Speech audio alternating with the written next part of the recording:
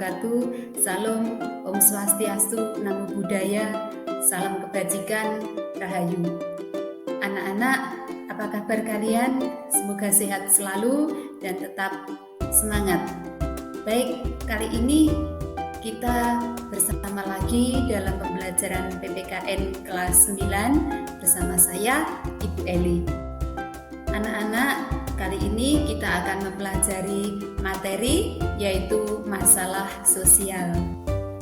Adapun tujuan pembelajaran pada materi ini adalah yang pertama, peserta didik dapat mengidentifikasi permasalahan sosial pada masyarakat Indonesia, dan yang kedua, peserta didik dapat mengidentifikasi akibat dari permasalahan sosial pada masyarakat Indonesia.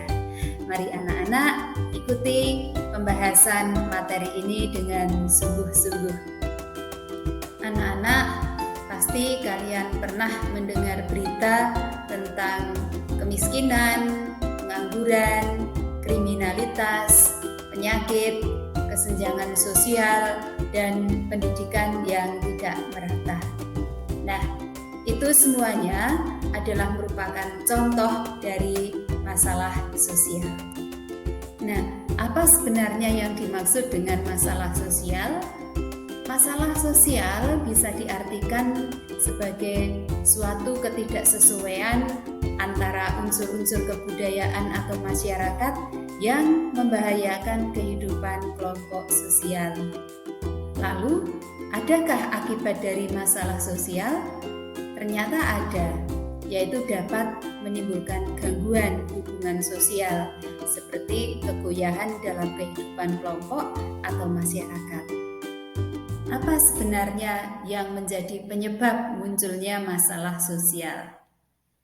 Masalah sosial ini muncul akibat terjadinya perbedaan yang mencolok antara nilai dalam masyarakat dengan realita yang ada.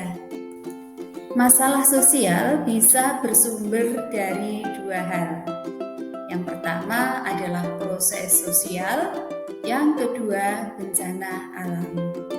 Masalah sosial ini merupakan suatu kondisi yang dapat muncul dari keadaan masyarakat yang kurang atau tidak ideal.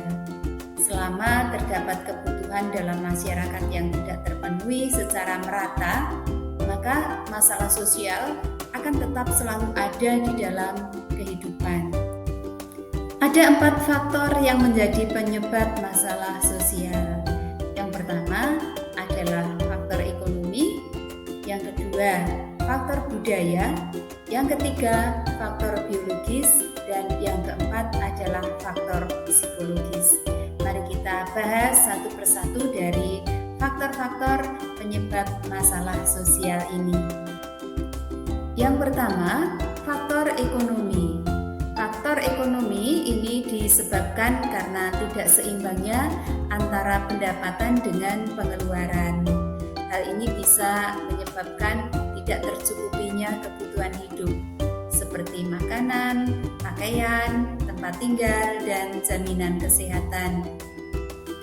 Faktor yang kedua adalah faktor budaya. Ini disebabkan karena gaya hidup yang cenderung meniru budaya asing. Nah, anak-anak, kebudayaan yang berkembang saat ini itu banyak dipengaruhi oleh kemajuan teknologi serta masuknya budaya asing. Gaya hidup yang cenderung meniru budaya asing juga memicu munculnya masalah sosial. Faktor ini harus mendapat perhatian secara serius, karena kebudayaan pada suatu negara itu dapat mencerminkan kebiasaan masyarakatnya. Dengan mempelajari atau mendalami pendidikan agama, diharapkan dapat mencegah, menyadarkan, ataupun menyaring budaya asing yang masuk. Faktor yang ketiga adalah faktor biologis. Faktor biologis ini bisa disebabkan karena kurang gizi, penyakit menular, dan lain-lain. Hal ini bisa terjadi karena kurangnya fasilitas-fasilitas kesehatan yang layak. Bisa juga terjadi karena kondisi ekonomi maupun pendidikan masyarakat yang tidak mencukupi. Solusinya adalah dengan cara meningkatkan fasilitas-fasilitas kesehatan dan juga memberikan pengetahuan pada setiap anggota masyarakat tentang pencegahannya. Bisa juga dengan memberi pengetahuan pentingnya pola hidup sehat maupun pentingnya menjaga kebersihan lingkungan. Yang keempat adalah faktor psikologis. Hal ini disebabkan karena psikologi suatu masyarakat yang sangat lemah. Kenapa ini terjadi? Bisa dikarenakan beban hidup yang berat, khususnya yang ada di daerah perkotaan. Atau bisa juga karena pekerjaan yang menumpuk sehingga menimbulkan stres, lalu dapat menimbulkan luapan emosi yang nantinya dapat memicu konflik antar anggota masyarakat. Anak-anak, sampai di sini dulu pembahasan kita tentang materi masalah sosial. Kita akan lanjutkan pada video yang berikutnya. Semoga kalian tetap bersemangat dalam mempelajari sesuatu yang bermanfaat, karena orang yang berhasil adalah orang yang penuh dengan motivasi, impian, dan semangat.